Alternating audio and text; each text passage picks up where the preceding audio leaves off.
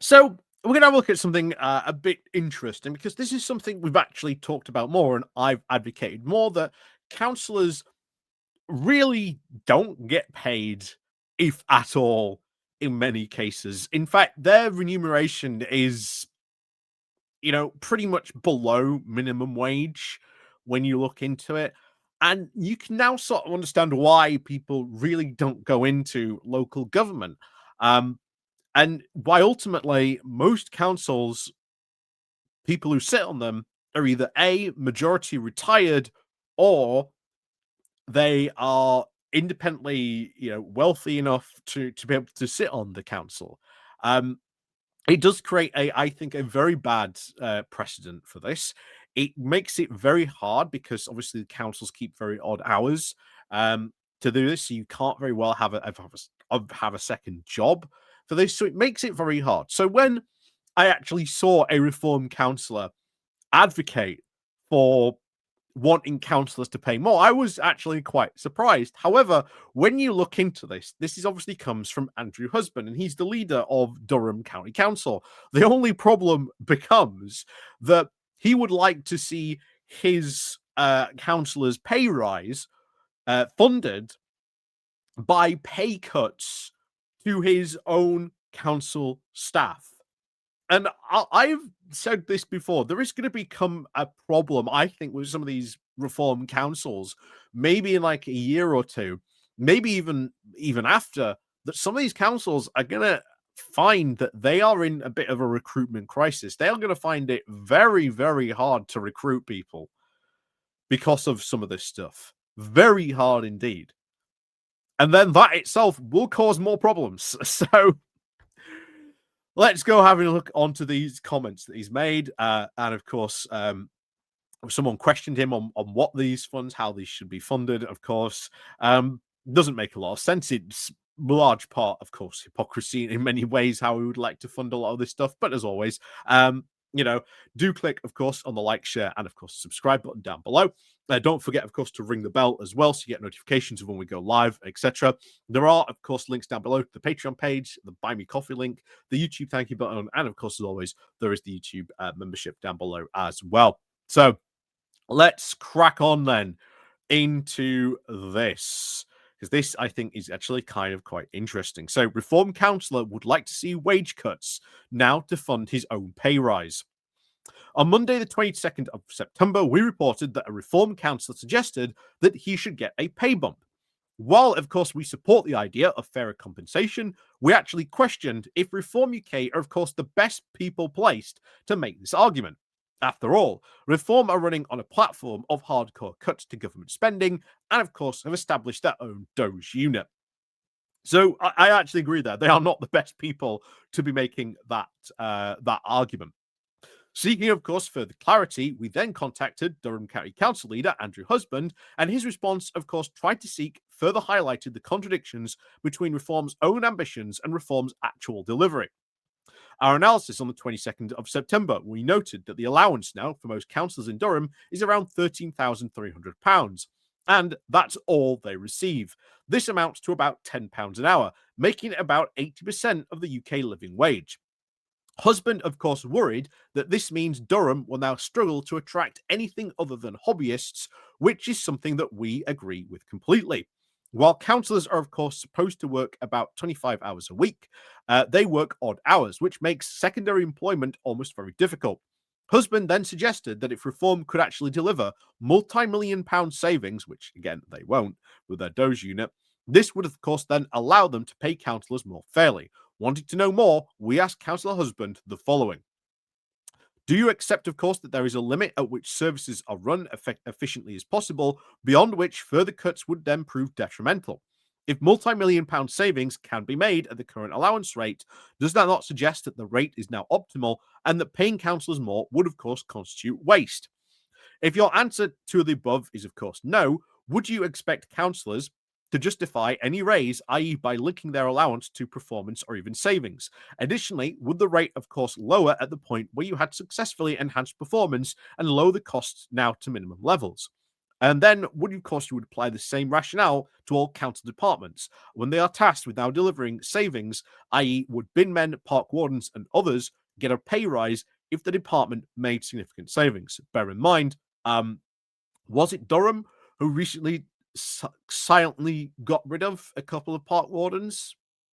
No, that was Nottingham where that happened. Yeah. Yeah. Again, there's so many of these reform councillors doing so many ridiculous things. Sometimes it's hard to remember which council did what. But anyway, back to this. Husband, of course, did not answer most of the questions that we asked, but he did provide, of course, an interesting response telling us, in case you weren't aware, it is not in my power or interest to be involved in the remuneration of councillors. If it's not in your power or even interest, why did you even bring this up then? That's a point.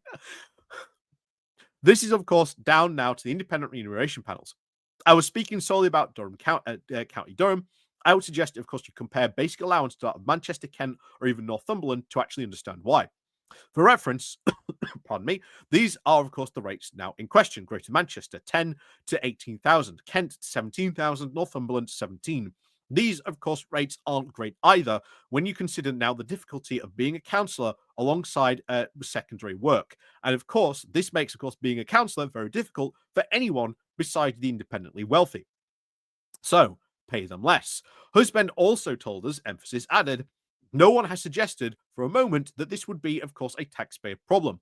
I made it quite clear that we are now challenging officers on six-figure salaries and setting their objectives. The highlight I was making was, of course, the gap, of course, between the two sides in teams now for value for money.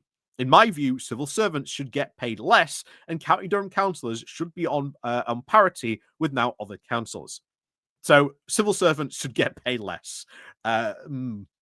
Not good at all, to be honest. I think civil servants do a really good job, and I think their pay, if anything, is should be increased. To be honest, I think you should be looking at the private sector. This is why I've always said a council, you know, the big league council executive should be really paid just as much as a CEO because that is pretty much a similar job.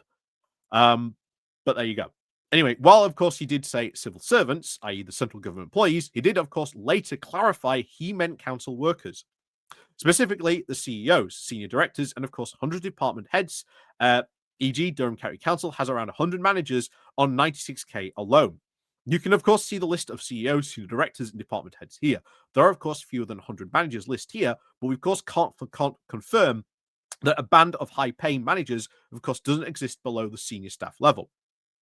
Durham County Council does list of its salary branding between anywhere is capped at anyway 60,000.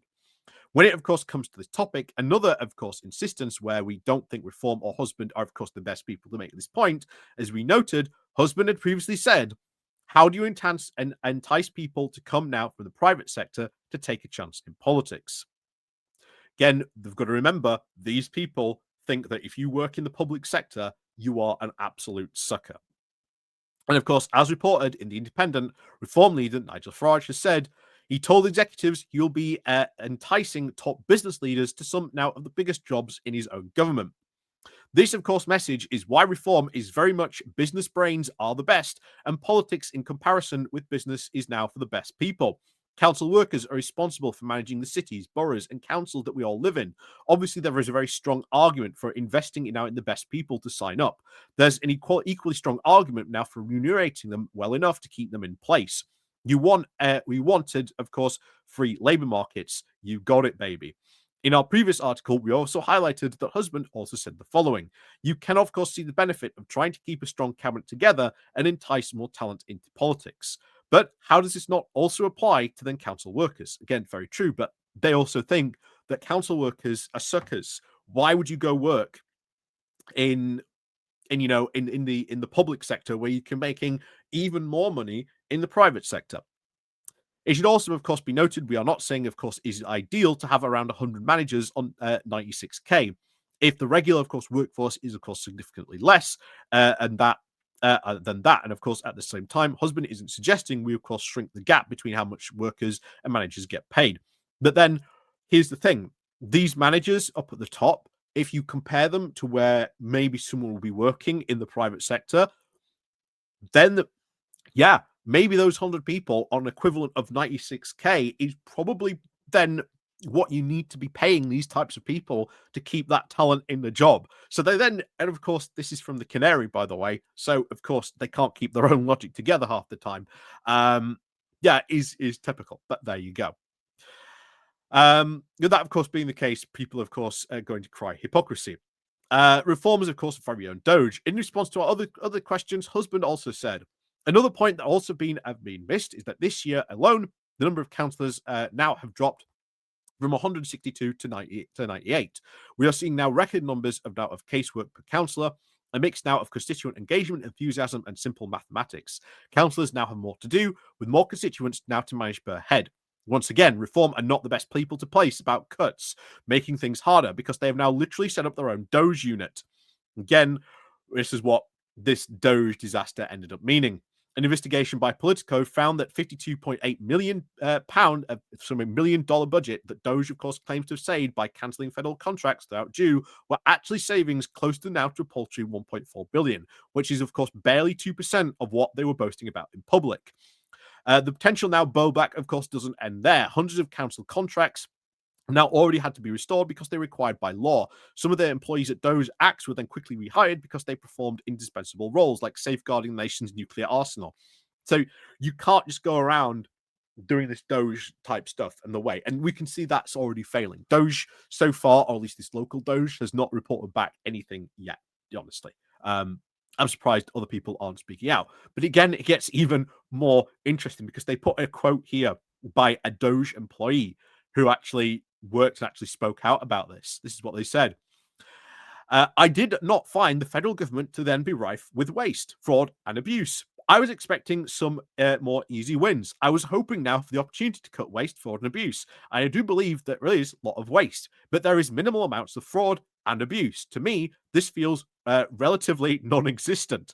And the reason is, I think, is that we have a bias as people coming from the tech industry where we work at companies, such as Google, Facebook. These companies have that kind of plenty of money, and they are now funded by investors that have lots of people kind of sitting around doing nothing.